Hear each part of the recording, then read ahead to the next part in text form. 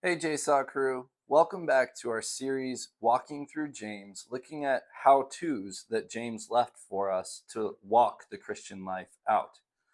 Today we're going to be talking about James 13 through 17 that has to deal with boasting. In James 13 through 17, James continues his thought from the previous section. In verses 1 through 12, we talked about praying and selfish motives.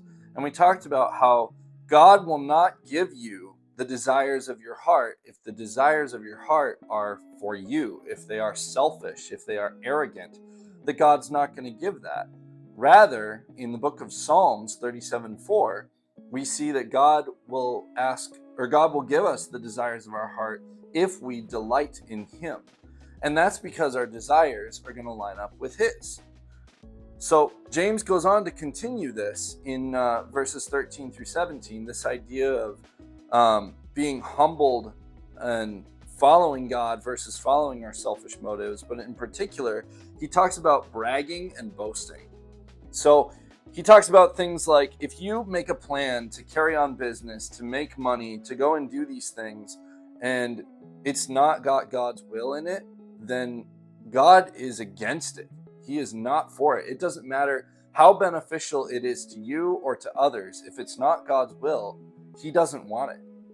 Rather, on the flip side, James says that if we are to ask God for His will and make a trip out of His will, that is what is pleasing to God.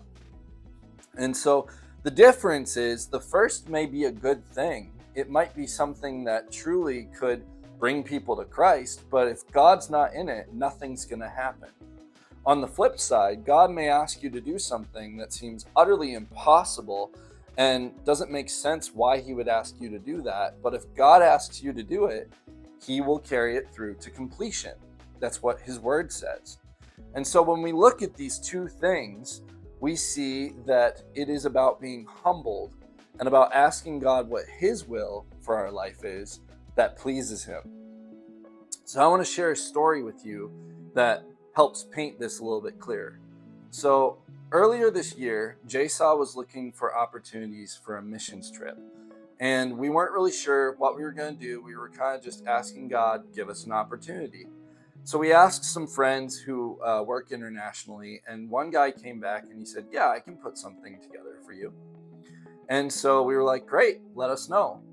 And 3.5 months went by, and we were like, okay, well, that trip's obviously not happening. We haven't heard from the guy. Nothing's going to come of it.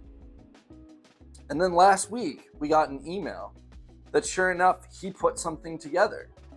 He dropped it in our laps in late August, but he still wants us to come.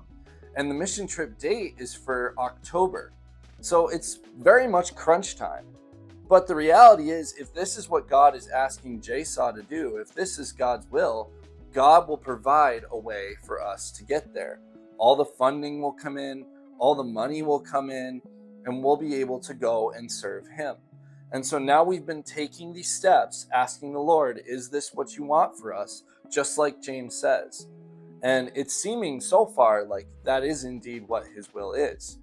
So sometimes God calls us to impossible things.